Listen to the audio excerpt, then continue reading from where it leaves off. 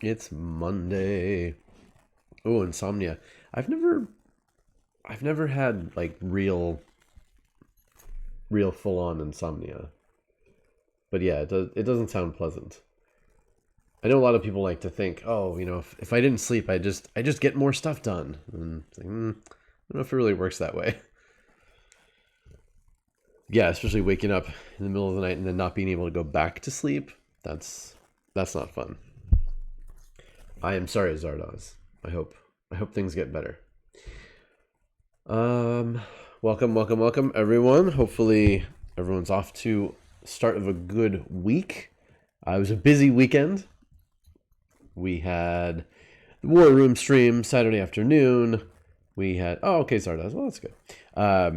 We had an awesome Homebuddies group stream Saturday night of performing Lysistrata, which was so much fun. So good. If you missed it, there's the VOD on my channel, but I've also uploaded it to my YouTube channel. I'll have a tweet with the link today, but you can find that. Yeah, everybody did such a great job. It was so good, so much fun. I already can't wait till whatever we do next time. I don't have a specific plan, but we'll see. And then let's see what else happened. Oh, yesterday we did my wife and I both did a local mom Facebook thing. So we did a little presentation for like people with local businesses. So she talked about her soaps. I talked about my book.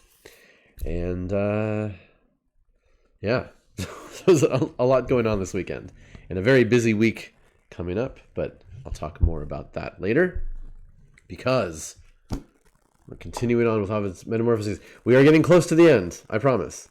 I know this one has dragged on for a long time. I've read most of it, skipped, a few things here and there. So hopefully people aren't too bored. There's some really good stuff right here at the end. So we're getting there. There's a lot to read. I was thinking about what we will do next after this, or I started thinking about it. And I haven't decided. If anyone has any suggestions or requests, please let me know, as always. Zardoz watched Blood of Zeus. I've still only seen the first couple episodes, so I need to get on that. I've had a lot of terrible movies to watch since. I watch a lot of terrible movies. What did I watch on Hulu? The more recent, very loose adaptation of Clive Barker's Books of Blood. That was not great. But it was okay. All right, so Troy has fallen. The Trojan War has happened. It is over. And the last thing we read about was... oh, there were some people who died, and there were some tombs, and the Greeks were being particularly jerky after the fall of Troy. But we get into the story of Aeneas. The pilgrimage of Aeneas is this next part. We're in book 13. And yet the fates did not permit Troy's hopes to perish with her walls, for Venus's son, Aeneas, carried with him on his shoulders her sacred relics, and another burden, his venerable father. So yes, here we get an introduction to the hero Aeneas. Now I'll do a brief digression. Yeah, because this is just going to go on from there. So in Homer's Iliad, we get a snippet of the Trojan War, right? And it's fighting back and forth. We get endless lists of heroes on both sides who are fighting. On the Trojan side, it's primarily the top heroes, like the leaders in combat, are primarily people in Priam's family, Priam's sons. So we have Hector, we have Paris, and then there are a whole bunch of other ones as well.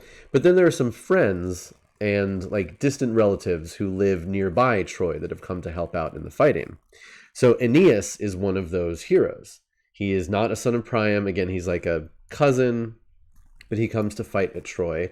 And In the Iliad, he has a relatively small part. He's mentioned a few times. He has a couple of duels, but that's about it. There are other stories in Greek mythology that feature Aeneas. It's known that he's the son of Aphrodite in Greek. Here, obviously Venus, but not a big deal character. But then when it comes to Roman mythology later, the Romans consider Aeneas to be a big deal. There's even a whole epic poem about him called the Aeneid by Virgil. I love this one. This one is great. The Aeneid is really cool. It has a lot of really interesting... It's sort of like the Odyssey in that it's about a hero from the Trojan War, although this time on the other side, and how he gets to his home afterward, but this is going to be a new home. So it's really interesting comparing and contrasting this with the Odyssey. And one day we will. It won't be next because we don't want to do too much Roman mythology all at once, but we'll get back to it. So anyway, Aeneas is one of the few surviving heroes of Troy, and he's very much a like a family-focused hero. So we see he's leaving, and he carries with him the sacred relics of Troy. So like in ancient times, not only did you have like the main gods that you worshipped from your pantheon, but especially the Greeks and the Romans had like gods of your household. It's complicated, but essentially you'd have like a little shrine inside your house, and there'd be all these little tiny figurines, kind of like this almost, and like you'd pay respect to them, and they would sort of look after your house. So there were a lot of like little deities and little things going on like that. So Aeneas here is and he's often depicted as leaving Troy with like a statue on his back, and he's got a bunch of like relics and things. Zardoz, he managed to get a few things out of Troy. And he's got his dad, his old dad, he's taking with him. His devotion made that one choice from all his wealth, and with them he took his son Ascanius. So he's fleeing Troy. He's got his dad, his old dad, and his young son, which again is kind of cool. He's like I said, he's a very, very family-focused, family-oriented. The fleet sailed from Antandros north to Thrace and south, leaving that land of crime where Polydorus lay in his blood. The winds and tides were kind, and so they came to Delos, where the king, priest of Apollo, Aeneas, gave them welcome, showed them his city, the well-known shrines, the trees, olive and palm, to which Latona clung to help her in her labor. They burned incense, poured wine, slew cattle in sacrifice, burnt entrails in the altar fires, then came to the high halls, rested on lofty couches, took the bread of Ceres and the wine of Bacchus is given. And old Anchises, so it's Aeneas' father is Anchises, his son is Ascanius. And then let's see. Oh, this is a cute story. Okay. So the old dad Anchises spoke, "O priest of Phoebus, am I in error? Or, when first I came here, did you not have 4 daughters and a son?" Aeneas answered sadly. Aeneas, not... So there are 2 characters here. I'll try to pronounce it Aeneas, as opposed to Aeneas. So Aeneas answered sadly, "No, great hero, you are not wrong. I once did have 5 children. Now, for the things of men are always shifting, I have almost none. My son has gone to Andros, an island named for him, and he is king there, of little help to me. Apollo gave him the power of augury, but to my daughters Bacchus gave other gifts, beyond their power to hope for. Let me tell you more about them." So anytime somebody says something like that, okay, we're going to get a digression into a new story. And thus, we have the story of Aeneas' daughters. Rabid Wombat, you definitely deserve school credit for watching and participating in this stream. I'll give you a note. Their touch could turn all things to corn and wine and gray-green olive. There was richness in them. This Agamemnon, ravager of Troy, found out your storms have swept our island too, used force, dragged off my daughters, all unwilling, from their father's arms, told them to use their powers to feed the Grecian fleet. So basically, Aeneas had 4 daughters, and they had a magical ability with crops and growing food. And Agamemnon arrived there and immediately put them to work. As best they could, they managed to escape. 2 sought Euboea, 2 sought their brothers Andros, but the soldiers came after them. "Give up the girls," they told him, "or face the threat of war." His fear was greater than brotherly affection. You could not blame him too much for being timid. No Aeneas was there to help him, and no Hector either, through whom you Trojans won 10 years' endurance. The chains were ready for their arms. Those arms, still free, were raised to heaven. "Father Bacchus, bring help!" they cried. And Bacchus heard and helped them, if you can call it help, in some strange fashion to lose their human form. I never knew, I could not tell you now just how they lost it. I know the sum and substance of my evil. They took on wings, plumage, the color of snow. They were doves, the birds of Venus. With such stories they filled the banquet till the feast was ended, rested and rose, and went to seek Apollo, whose oracle told them, "Seek your ancient mother." And that's the end of that story. So it basically, there's a little digression here because we get a fun little story about transformation, because that's the title of the book. So this poor Aeneas, he's got these 4 daughters. The Greeks are trying to take them to use them for their agricultural skill and abilities. Their brother's going to give them up, and then they pray, and then they're turned into doves. Why did Bacchus make Venus birds? That's a very good question. I don't know.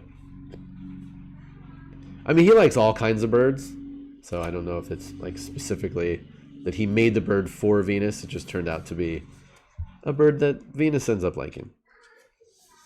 All right, next story. The pilgrimage resumed. We can get back to the story. Aeneas sped their going. He brought presents. Oh, so now, if we remember from the Odyssey especially, anytime you visit somewhere along the way who is friends with you at least, when you leave, their tradition was to give you a bunch of presents to help you on your journey or help you when you get to where you're going. So he brought presents: a scepter for Anchises, the old dad, a robe and quiver for young Ascanius, and for Aeneas, a bowl, which once a guest of his named Therses had brought him from Aeonia. The gift was Therses, but the artistry was Alcon's, carved with this long device. So that now we're going to get a depiction of what is on the bowl. And again, if you remember back to the Iliad and the Odyssey, there was a lot of time and space devoted to the decorations on fancy gifts that were given, especially shields and armor, which again is sort of a contrast to what we see here. Aeneas, even though he is a great war hero, what is his special gift here that he's taking with him on his way to a new home? It's not a weapon. It's not a shield. It's not something that you would use in war. It's a bowl, something that's much more, for the house, for the home. So what's on the bowl? There was a city. You could see its 7 gates, and therefore know it for Thebes. Before the city, funeral rites were visible, tombs and blazing pyres, and women with streaming hair and naked breasts, grief-ridden. And the nymphs appeared to weep in lamentation for their dry springs, and the trees were bare and leafless. Goats nibbled stony outcrop. In the streets, Orion's daughters stood and fell, one striking her own throat with the kind of wound no woman should kill with, and the other with a shuttle, inflicting futile blows, both falling victims for the people's sake.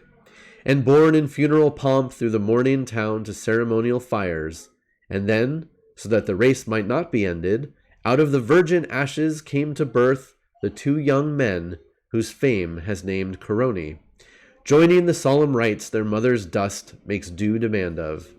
So the gleaming figures told on the antique bronze the ancient story.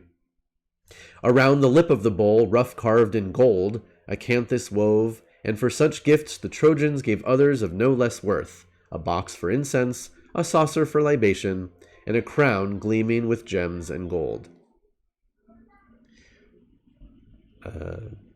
Okay, Zardoz asked, did Bacchus not get a bird of his own from the Olympian?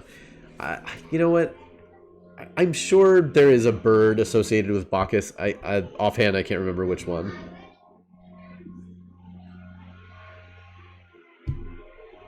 Gardeners. They'll move on soon. Is there a bird associated with alcohol at all? Because that would be Bacchus's bird. Remembering their race had come from Teucer, they went on to Crete. But drought and pestilence fought against them. They left those 100 cities and went on with eager spirit for the Ausonian coast, through raging winter seas, and in one harbor, just at the turning point, the winged harpy, Aiello, terrified them. They went on, on past Dulichium, Samos, Ithaca, the realm of false Ulysses. It's not just me who doesn't like Odysseus. Past Ambracia, for which the gods had argued once, and where the judge in the dispute was changed to stone. So again, sneaking in a little Metamorphoses story there. Let's see, they're traveling. On to Buthrotum.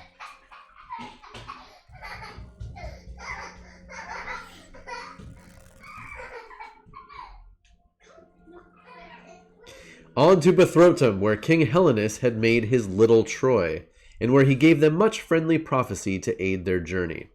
So now this is basically condensing much of this book into a few short lines. And on his way, Aeneas has all of these crazy situations he gets into, fighting monsters, meeting former friends and enemies from the Trojan War, who again have scattered across all of these islands and such. Yes, and Helenus was one of the characters who was at Troy. By the time Aeneas gets to where he ended up, he's made his own little Troy settlement, and on and on and on. So they came on to Sicily, whose 3 headlands face to the sea, Pacinos looking southward, and Lilybaeum westward, and Pelorus facing the Bear in the north. And here they entered, reaching, in the dark, the sandy beach of Zankel. Scylla was deadly on the right, Charybdis a menace on the left. One sucks down vessels and spews them up again, the waist of the other belted with savage hounds. She is the face of a pure virgin, and unless the poets have told us lies, she really was a virgin once upon a time, and she had many suitors, and scorned them all, and hid amongst the sea nymphs who loved her dearly, and she used to tell them how she escaped her lovers. Galatea was there, and, sighing as she let Charybdis comb out her hair, began to tell a story.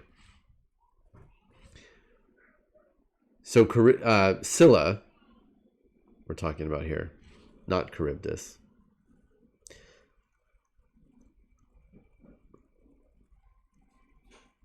Was once a normal human girl. Many men were after her, as is usually the case in these stories. And so she hid amongst the sea nymphs. And one of those sea nymphs was Galatea, who we're going to hear about presently. Galatea. There we go.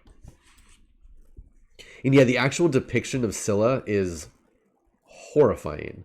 She essentially has a bunch of wolves growing out of her waist in like a fan, and they reach down and eat sailors out of their ships.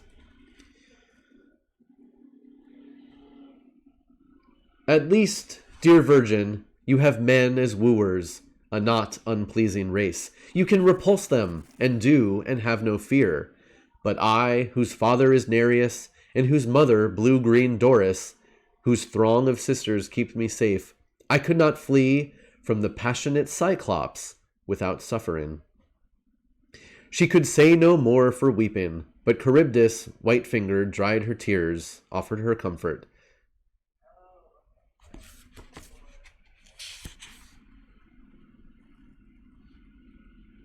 Wait, which one are we reading about here? Charybdis, I guess. All right, it mixed me up. But Charybdis is hanging out with Galatea. Okay. Go on, my dearest, she said. Do not conceal it, the reason for your sorrow. You can trust me. You know you can. The Nereid continued. Acus was son of Faunus and Cymathus, a great delight to his father and mother. Greater to me, he loved me with all his heart. He was 16, and beautiful, and young, and downy-cheeked. I must say I pursued him incessantly. Incessantly, the Cyclops kept on pursuing me. I cannot tell you which was the stronger in me, my love for Acus, my hatred for that creature. Both were equal. How mighty is the power of loving Venus, that savage whom the very forest trembles to look upon, whom never a stranger sees without being hurt, the scorner of Olympus. He feels the power of love, a captive, burning with terrible passion, wandering forgetful of flocks and caves. His name was Polyphemus, and you should have seen him suddenly taking pains with his appearance, trying to cultivate the art of pleasing, using a rake to comb his shaggy mop, resorting to a sickle to trim his beard, using a pool for mirror to see his ugly features, making faces he thought would be more winsome, all his love for murder gone, and all his thirst for blood, and ships sailed in and out again in safety. So real quick recap here.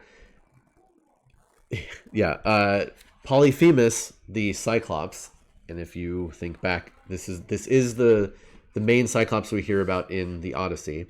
He's fallen in love with this sea nymph, Galatea, and these Cyclopes, Polyphemus and the other ones who live nearby him, we don't know if they're technically his siblings or if they came from other parents. We don't know. But they're always depicted as being absolute savages. Now, there's a little bit of a twist there because Polyphemus does have, he has a herd of sheep that he takes care of, and he gets milk, and so there's some civilizing aspect to him. But again, they're barbarians. They're just the worst.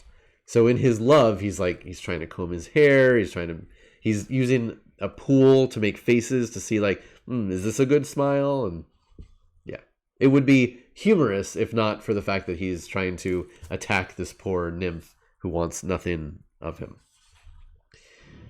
And Telemus came there at the time, the son of Eurymus, one whom no omen ever had led to error, and he told the giant, that single eye in the middle of your forehead Ulysses will take away. But Polyphemus mocked him and called him stupid. You are wrong, he jeered. Another has caught my eye already. And so he scorned the man who tried to warn him, clumped heavily along the shore, or lumbered wearily home to his dark cave at evening. There is a hill there, wedge-shaped, running out into the sea, and the waves wash around it. There Polyphemus came, and there he sat, and all his woolly sheep came trooping after, obedient creatures, for he never led them. They just followed him naturally. And then we get on to a very odd section called the Song of Polyphemus, and he spends multiple pages singing to Galatea. And we're going to skip that because it's just kind of goofy. So yeah, there's this cool little... If you remember back to the Odyssey and this scene with Polyphemus. So what happens?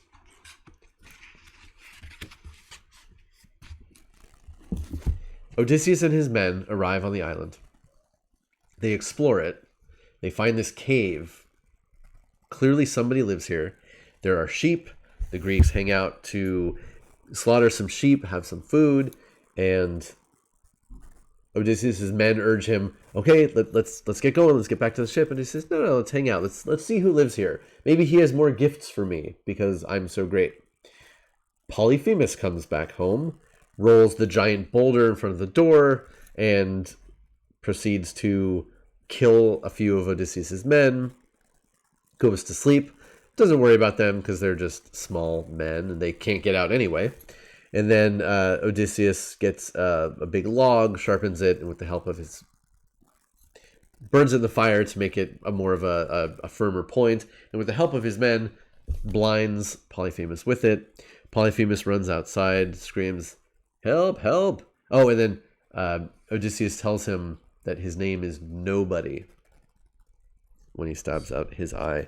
So Polyphemus runs out, help, fellow Cyclopes, help, help. Nobody has blinded me.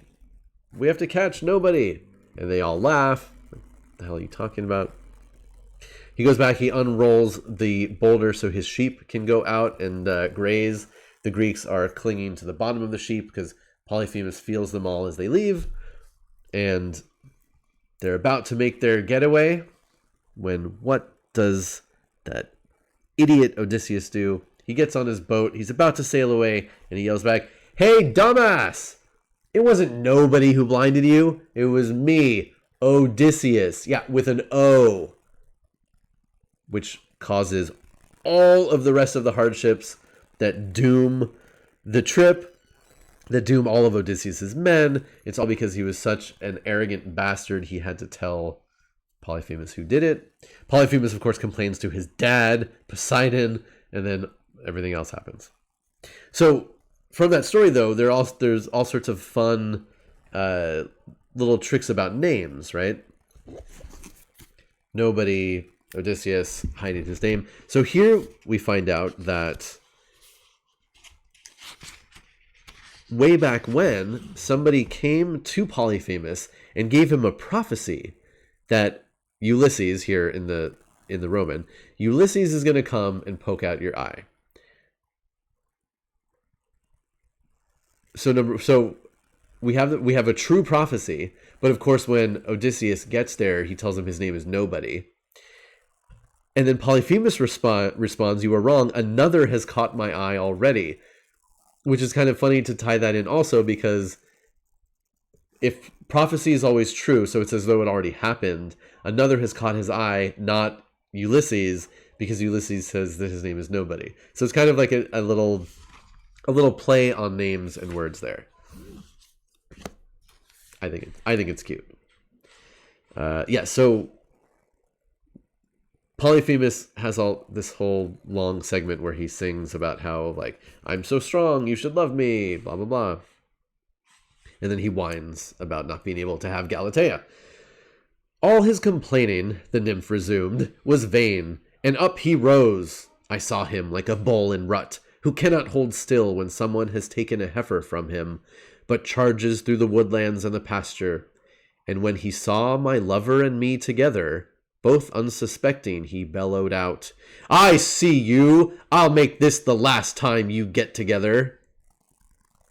His voice was big and terrible as a cyclops should roar with in his anger. Aetna heard it and trembled, and I dove into the ocean in panic terror. But Aeneas turned to run, crying, Oh, help me, Galatea, help me! Father and mother, take me to your kingdom before I die! And Polyphemus chased him, wrenched off a piece of the mountain, flung it at him, and though it was only the smallest edge and corner that struck him, that was enough to bury Aeneas. But it was all I could do, saw that Aeneas assumed the magic of his ancestors. Red blood came trickling from the mass and faded, and turned the color of a torrent, swollen by the spring rains, and then it cleared entirely. And the bulk of the earth was split, and through the cleft a reed grew tall, and the rocks hollow sounded with gushing water, and, wonderful to tell, a youth was standing there, waist deep in the current, rushes, like reeds, rushes around his new-formed horns, my Aeneas, but larger than in life, and with the color of blue-green water gods, but still my Aeneas, whose waters keep their former name. So we have another transformation, of course. But Polyphemus is, he's a big brute monster. He sees the sea nymph he's in love with her lover, throws a mountain at him and smashes him to bits. Yeah. All right, and then this book ends with the story of Glaucus. So ended the story, and the Nereids went their ways, swimming the peaceful waters. Scylla only, fearing the far-off deeps, came wandering back to the shore, and there she strolled along, all naked, over the thirsty sands, or, growing weary, found some safe pool to swim in. But here came Glaucus, sounding his shell across the sea, a dweller new come to ocean. Change had come upon him, not so long since, near Anthedon in Euboea. He saw her and he loved her, and he said whatever words might make her pause to listen. But she was frightened, and fled, and swift in her fear, raced to the top of a mountain that hung over the shore, one sharp peak whose shadow fell far over the water. Here she was safe and watched him, monster or god, wondering at his color, the hair that fell across his back and shoulders, the fish-form fig leaf at his groin. The fish-form fig leaf at his groin. He saw her, leaned on a nearby mass of rock, called to her, "Maiden, I am no freak, no savage beast. I am a sea god. Neither Proteus, nor Triton, nor Athamas' son Palamon. None of these has greater power than I. I once was mortal, but even then devoted to deep waters from which I earned my living. Thence I drew my nets, or by the ocean side I dangled my rod and line. I can recall a shore that bordered on green meadows, which no cattle, no sheep, no goats had ever grazed. No bees came there for honey, and no garlands ever were gathered there, nor sickle plied. I first came there and dried my nets and lines and spread them along that bank, counting the fish I caught by luck or management of their own folly." Okay, so he caught a bunch of fish, blah, blah, blah, blah, blah. So he's hanging out with his fish, and he, wow, he has a lot of fishing. I felt an overwhelming longing. I must change my way of life. I could not stand against it. "Farewell, O earth!" I cried. "Farewell forever!" and plunged into the sea, whose gods received me with every honor, and called on Oceanus and Tethys to dissolve my mortal nature. They purged me of it, first with magic singing, 9 times repeated, then with river water come from 100 streams, and I remember no more. But when my sense returned, I knew I was a different kind of creature, body and spirit. I saw for the first time this beard, dark green, these locks that flow behind me over long waves, these shoulders and blue arms, these legs that trail into a fish-like end. And all of this of little good to me. Where's the profit in being a sea god's sea god, if my Scylla cares not at all? There was more he would have spoken, but Scylla fled once more, and he, in anger, went to the marvelous palace halls of Circe, the daughter of the sun. Okay, so weird little story about Glaucus. He was a pro fisherman.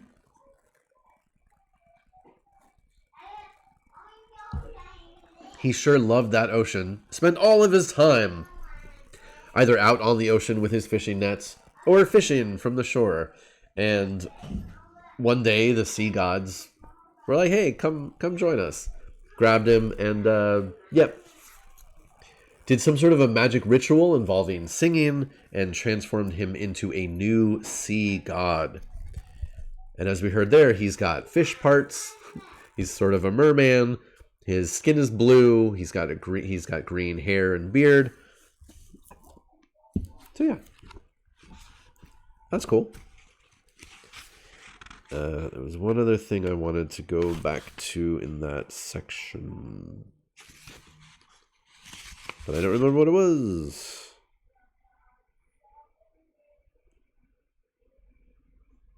Oh well.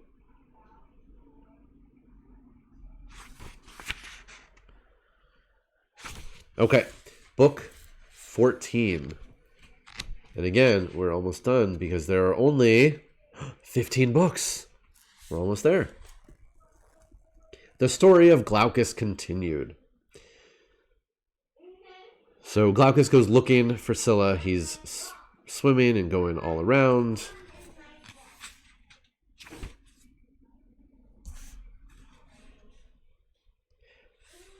And he came to the grassy hills and court of that enchantress, Circe, the daughter of the sun, where beasts, or phantoms of them, thronged. He saw her there, gave and received a welcome, and went on. Goddess, have pity on a god, I pray you. No one but you can help me, if I seem worthy of help. Better than any man, I know the magic power of herbs and grasses, for I was changed by them. What caused my passion you may already know. On Italy's coast, across from Messina's walls, I have seen Scylla. I am ashamed to tell the promises, the prayers, the flattering words I wasted on her. But you, if there is power in your charms, sing me a charm, or if the herbs are stronger, use their tried strength. To heal these wounds, to cure me is more than I expect, but let her suffer part of this heat that burns me. No one's heart was ever more susceptible than Circe's. Why? No one knows it. It may be that the cause lay in her very nature, or maybe Venus, angry about her father's gossiping, had made her what she was. She answered Glaucus, "You would be doing better if you followed someone who wanted you and prayed for you, possessed with equal passion." Boy, if only more people, especially more characters in ancient mythology, took that advice. You would be doing better if you followed someone who wanted you and prayed for you, possessed with equal passion. You were worthy, surely you were, to be pursued. You could be, and if you gave the least excuse, you will be. Oh, never doubt it, never doubt your gift, the power to charm. I, goddess though I am, the daughter of the shining sun, the mistress of charms and herbs, beg to be yours. Scorn her who looks on you with scorn. Repay with love the one who loves you, and so repay us both. Well, it was a nice thought, but really Circe was just using that as an excuse to then dive into, but it's me who loves you. I love you. Look here. Okay, so maybe there was an ulterior motive there. But Glaucus answered, "Leaves will grow on the sea, and seaweed flourish on the mountaintops, before I change my love, while Scylla lives." Circe was angry. She could not harm the god, and would not harm the god, because she loved him, and turned her wrath on her successful rival. Offended, hurt, she crushed together herbs whose juices had a dreadful power, and singing spells she had learned from Hecate, she mixed them. Then she put on a robe of blue, she left her palace halls, through beasts that fawned around her, and went to Rhegium opposite Zankel's coast. Over the boiling tide she sped, dry shod as if on solid ground. Oh, that's so cool. She can run across the water. There was a pool, not very large, into a deep bow curving, a peaceful place where Scylla loved to come, where she would flee from the heat of sea and sky when sun burned hot at noon and shadows dwindled. And Circe dyed this pool with bitter poisons, poured liquids brewed from evil roots, and murmured, with lips well skilled in magic, and thrice 9 times a charm, obscure with labyrinthine language. So she casts a spell on this pool of water and drops herbs and magic potions inside. There Scylla came. She waded into the water, waist deep, and suddenly saw her loins disfigured with barking monsters. And at first she could not believe that these were parts of her own body. She tried to drive them off, the barking creatures, and flees in panic. But what she runs away from, she still takes with her. Feeling for her thighs, her legs, her feet, she finds in all these parts the heads of dogs, jaws gaping wide and hellish. She stands on dogs gone mad, and loins and belly are circled by those monstrous forms. And Glaucus wept at the sight, fled the embrace of Circe, too cruel with her potent herbs. But Scylla remained there fixed, and when a chance was given to vent her hate on Circe, she robbed Ulysses of all his company, and would have wrecked the Trojan ships as well, but she was changed before their coming to a rock, which stands there, dreaded by sailors, to this very day. Bam. So we've got this crazy love triangle between Scylla, who just wants none of it at all, just like, leave me alone, everybody. But Glaucus loves her. He goes to Circe. Circe loves Glaucus. Glaucus says, I don't want you, I want Scylla. Circe says, well, I can't hurt you, and I wouldn't because I love you, so I'm going to go mess up Scylla. And poor Scylla is turned into this horrifically monstrous creature. And then later on turned into a rock, because that's what happens to a lot of people. Yeah. How great a line is that? But what she runs away from, she still takes with her. And you can apply that to so much in our lives and in people's nature. Yeah. What you run away from, you still take with you. I think that's a neat line. Let's try that again. The pilgrimage of Aeneas resumed. The Trojan ships, without mishap, made voyage past Scylla and Charybdis, almost reached Ausonian shores, when the wind veered and drove them to Libya's coast, where the Sidonian queen Dido received their king in home and heart, and could not bear his going, but built a pyre, pretending these were sacred rites, and fell, dying, upon the sword. Herself deceived, she deceived others. Ooh, I cannot wait to go through the Aeneid. And the sad, sad tale of Queen Dido. Any of you know that one? It's real sad. And Aeneas left the new town on the sandy shore, went back to Sicily, land of Eryx, and his friend, the king Acestes, and he paid due honors there to Anchises' tomb, and loosed again the ships that Iris, messenger of Juno, had almost burned. They passed the Aeolian Isles, the lands that reeked with sulfur, the rocky coasts the sirens haunted. In those seas his ships had lost its pilot, but they coasted on, past Inarim, Procite, Pithecusae, a town on a barren hill named for its natives, who once the father of gods who hated blah, blah, blah, blah, blah. Okay, we're going to skip ahead here.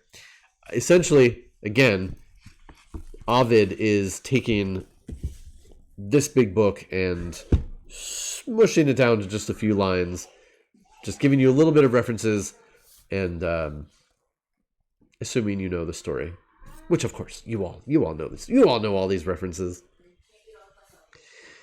We got people turn to beasts, blah blah blah blah blah. From there he left Parthenope's walled city on his right hand, and opposite he passed Mycenaeus' tomb and came to Cumai's shores, marshlands, and found the caverns of the Sibyl, the long-lived prophetess, and prayed for passage through hell's dark realm to see his father's shade.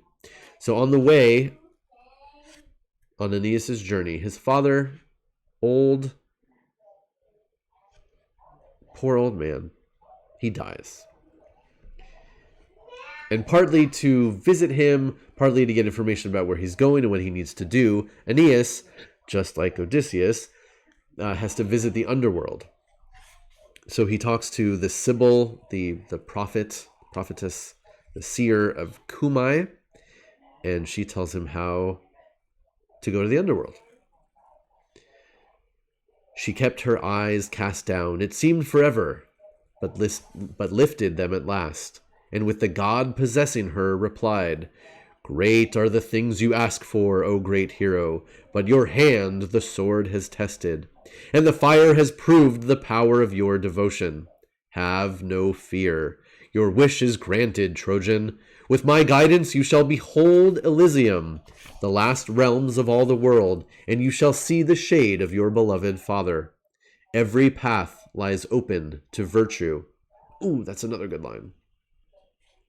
And she showed him, deep in the forest, the golden bough. And he, obedient, took it at her command, and saw the dreadfulness of hell in his ancestral shades, among them the aged ghost of the great-souled Anchises. Again, major scene in the Aeneid, but just chopped down to a little bit here. So like Odysseus in the Odyssey had to perform like this very specific ritual in order to interact with the shades of the dead. And again, Odysseus didn't actually go into the underworld. He just sort of created a viewing area where the shades could come up and drink the blood and talk to him a little bit. So too does Aeneas perform this really weird ritual. He has to go into a forest and find this golden bough, which is again where Fraser later, that's the name of his book, where he talks about all the different ancient mythologies and how they're connected, and it's a lot of armchair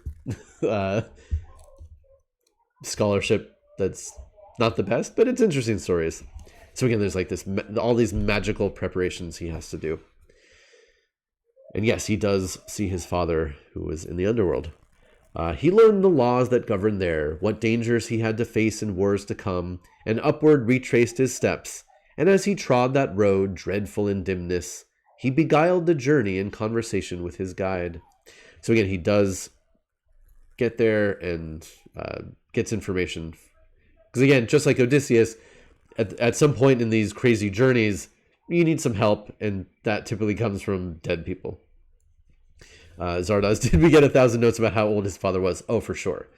But there are some differences, because the Romans especially, the Romans were really big on honoring your elders. There was a whole sort of scheme of not worshiping, but honoring. Like it was a big deal for, to pay respects to older people and people who had come before you in your family.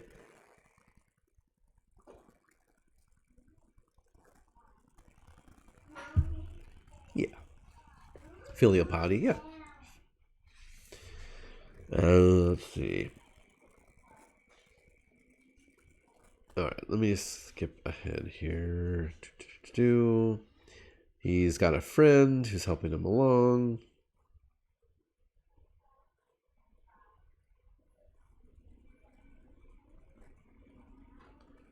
Okay. Oh yeah, so the Sibyl, the priestess, the prophetess, is talking to him.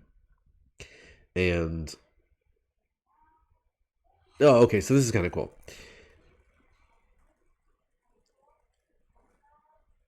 Because he asks her, are you a goddess? Are you a woman? What are you? Sighing, she answered, I am not a goddess. Never consider any mortal woman worthy of holy incense. Still, I would not leave you in ignorance. I once was offered eternal life if I had let Apollo take me, still virgin. While he was still hopeful, seeking to bend my will with gifts, he told me, choose what you will, O maid, and you shall have it. Again, never a good thing when a god offers you, hey, whatever you want, choose.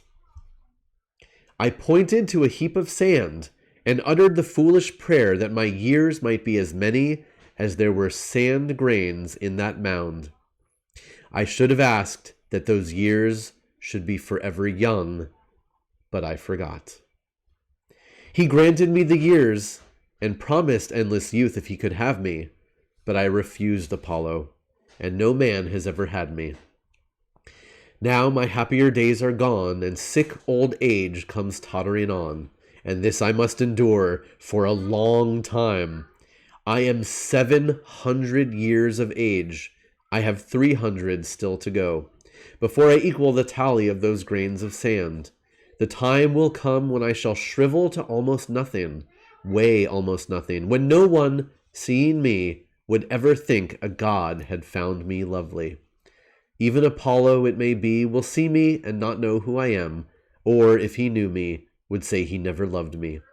To such change I am borne onward, till no eye can see me, and I am known by voice alone. My voice, the fates will leave me. Oh, painful.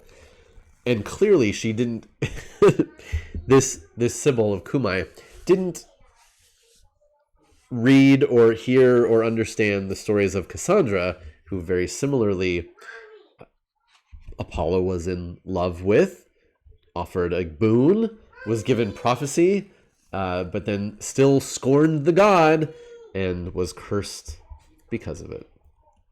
Ouch. So she's going to shrivel up into nothing. 700 years old at this point. Still pretty spry.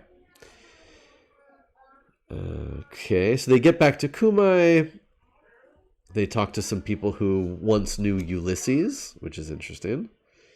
And they come across Greeks. Greeks who had fled the Trojan War.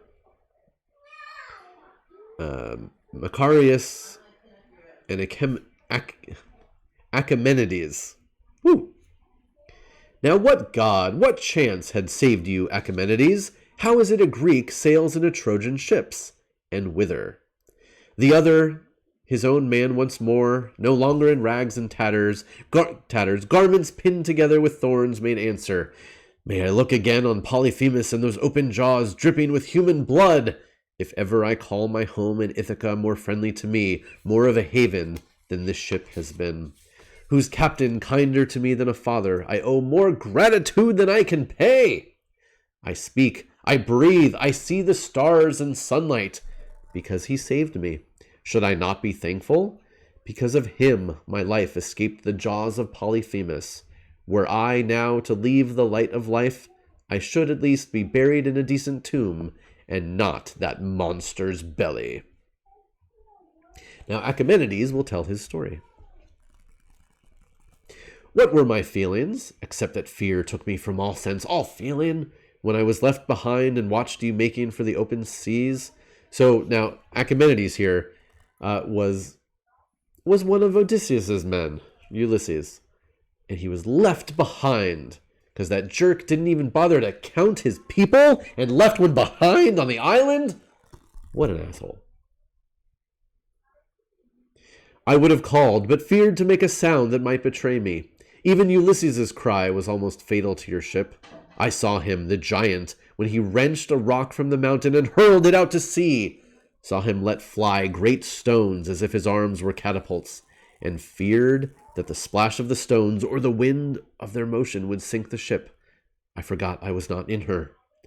And while you fled from certain death, he, groaning, rambled all over Etna, groped through woodlands, bumped blindly into rocks, stretched bleeding arms out over the sea and cursed the Greeks, and muttered, Oh, for some piece of luck, to bring Ulysses within my reach again, or one of his comrades, anyone, for my rage to feed on, vitals to eat, body to tear apart, and blood to flood my throat, and mangled limbs to quiver. My blindness would be nothing then, or nearly.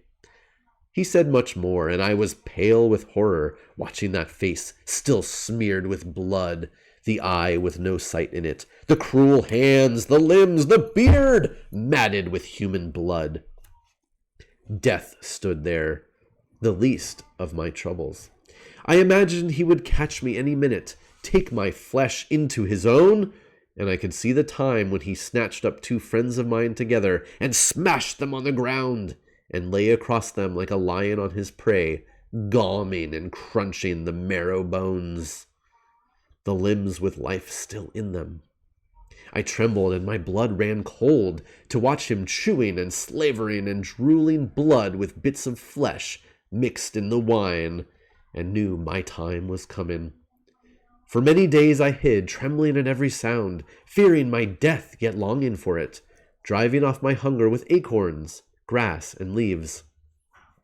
I had no help, no hope, forsaken, doomed to suffering and death. And after a long time I saw far off this ship, gestured to them, Come, save me. ran down to the shore. I moved their hearts. A Greek was taken on a Trojan ship. Now tell me what happened to you, your leader, and the band you sailed the seas with. And Macarius told him how Aeolus ruled the Tuscan waters, keeping his winds imprisoned in a sack, and gave it as present to Ulysses. For 9 days the wind blew fair astern. They sighted land, and in the morning, overcome by greed, thinking the sack held gold, they loosed the cords, and the winds blew them back where they had started. Then, said Macarius, we came to the old city of Laestrygonian Lamus. I was sent with 2 companions to their king. Let's see. We already know these stories. We escaped. Ba ba ba ba ba. Circe. Ba ba ba ba ba.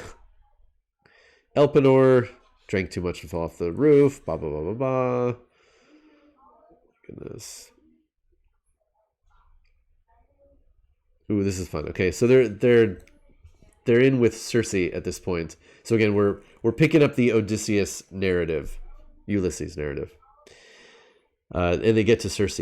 She sat there on her throne in shining robes with golden mantle, and the place was lovely, and nymphs and nereids were waiting on her, carding no fleece, spinning no wool, but only sorting out plants, arranging from confusion in separate baskets the bright-colored flowers, the different herbs. She told them what to do, knowing what each leaf was for, which ones would blend, weighing her simples. When she saw us coming, she gave us welcome, and she smiled upon us, gave us all we asked for, and she bade them bring us barley and wine and honey and curdled cheese, all in a Swedish brew, sweetish, not Swedish. And in the sweetness were hidden drugs.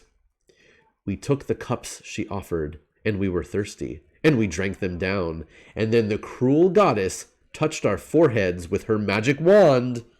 I am ashamed to tell you, but I will tell.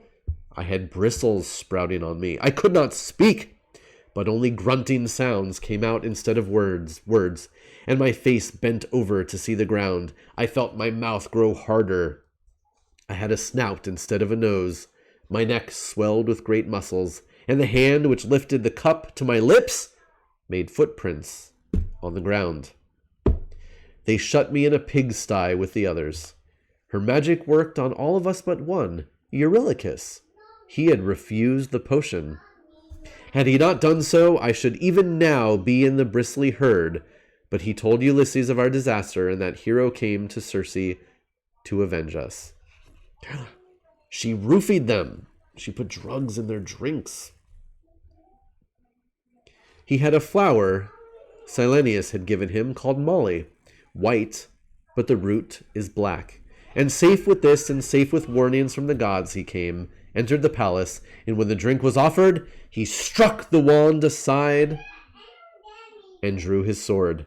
That frightened Circe. Vows were made. She took him into her chamber, and for wedding gift, since that was what the bridegroom asked, she gave him his friends restored.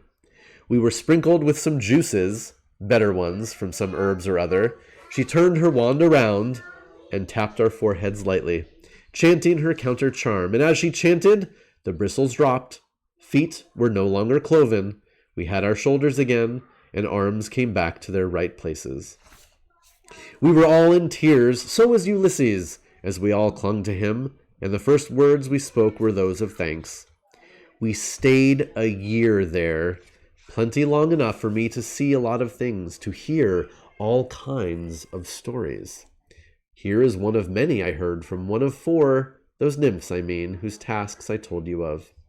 One day when Circe was with Ulysses somewhere, this nymph showed me a snow-white marble statue, a young man with a woodpecker on his head, and many garlands hanging about it. This was in a temple. I asked her who it was, why he was worshipped, and why he wore a bird instead of a helmet. Listen, Macarius. Learn from what I tell you how strong my lady's magic is. But listen. Zardoz says, Circe pulled a lot of shit. That is very, very accurate. And we will be stopping there today. I think next time we'll be able to finish it off. Yeah, so there's cool stuff with Circe, because again, she is, because we read about her even before we read about Medea in extant texts. And yeah, Medea is, well, Medea later, but Circe, she's a very prototypical witch. Yes, Fadir. Circe became a sort of allegory in later stories. Yes, I see your Macarius joke, Zardoz. That's very good. She brews potions. She has a magic wand. She turns men into animals. It's all of these traditional witchy attributes, and she's got them all. What else did I want to talk about? Oh, the idea of the Cyclops is really interesting, and the Greeks were kind of obsessed with the Cyclops. There are different versions of, now remember, singular Cyclops, plural Cyclopes. That's just how the language works. So it's not Cyclopses, it's not Cyclopi, or whatever people try to say. It is Cyclopes.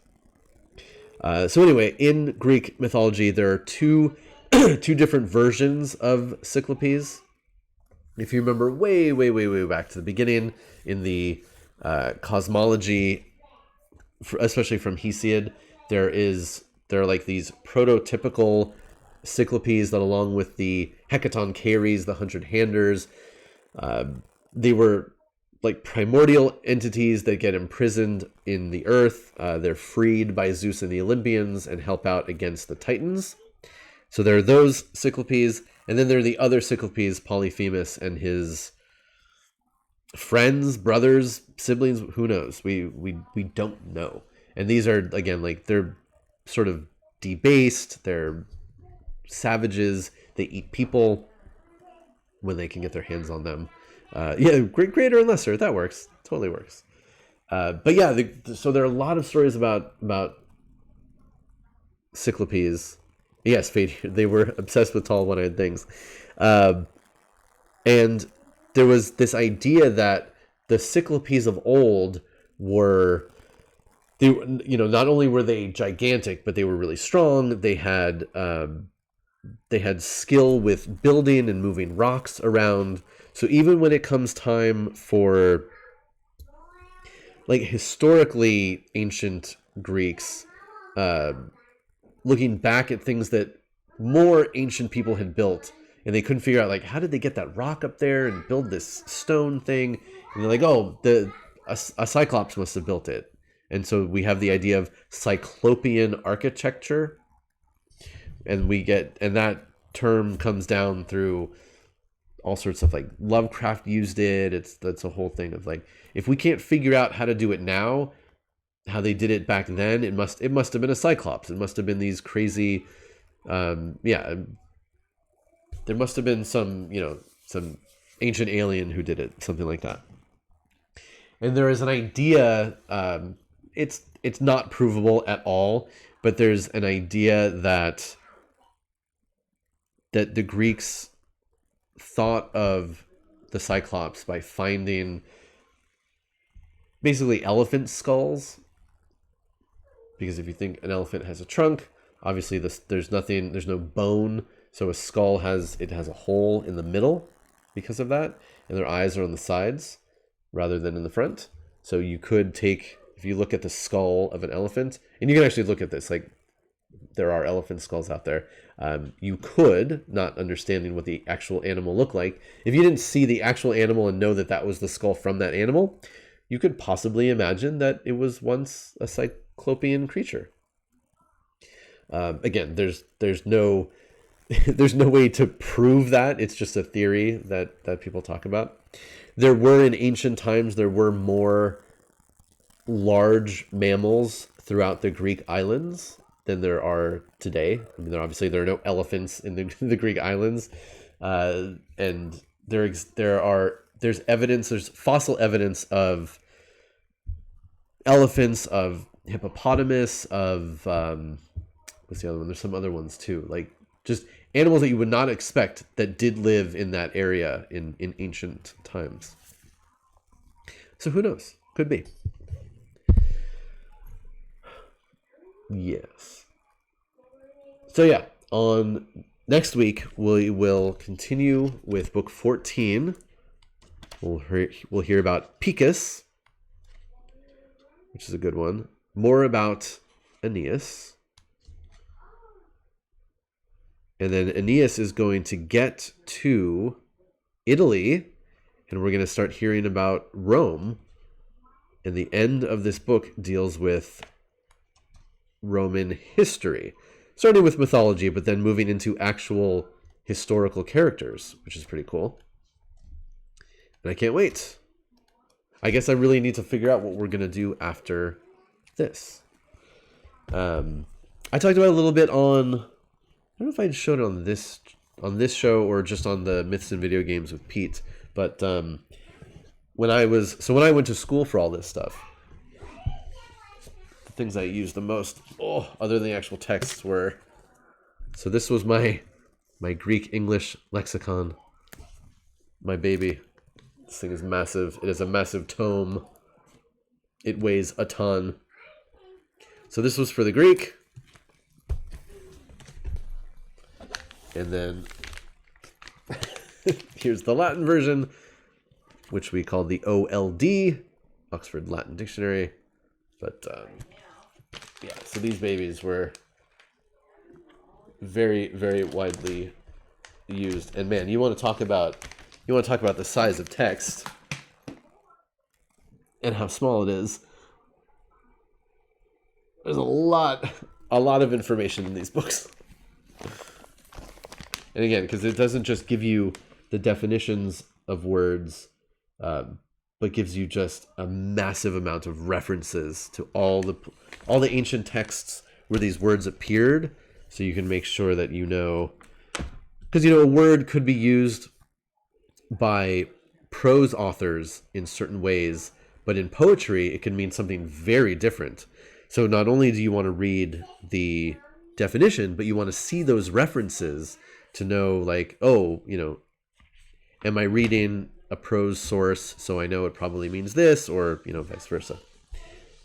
Yeah, it's because no pictures in these books, sadly, but yes, lots and lots of words.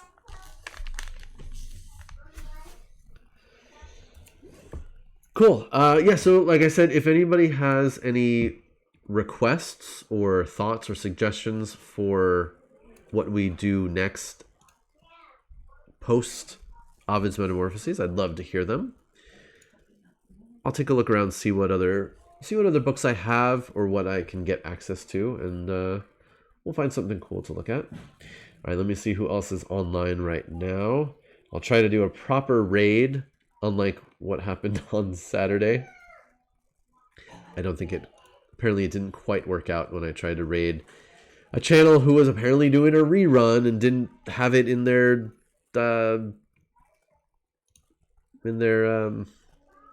listing for what they were doing, which is annoying. Oh, I see. Yes, I see John is on. Cool, let's raid John.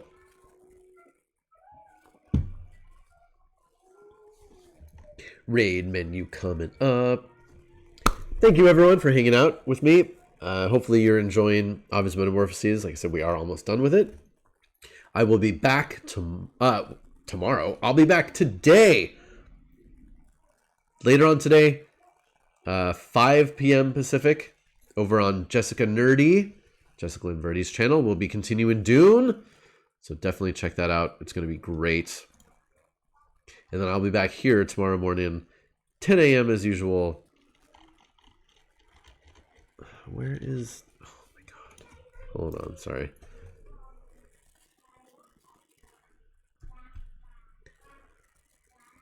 There we go. I think didn't find them. Yes. Toy Tuesday tomorrow. It's going to be a short week for me. I will only be streaming Monday, Tuesday, Wednesday. I will not be here Friday or Saturday. So none of those usual streams. I'll talk more about it as we get closer. But yes, I have a thing going on this weekend and I will not be around. Go say hi to John, see what cool stuff he's doing. He's awesome, and I will see you all later. Bye-bye.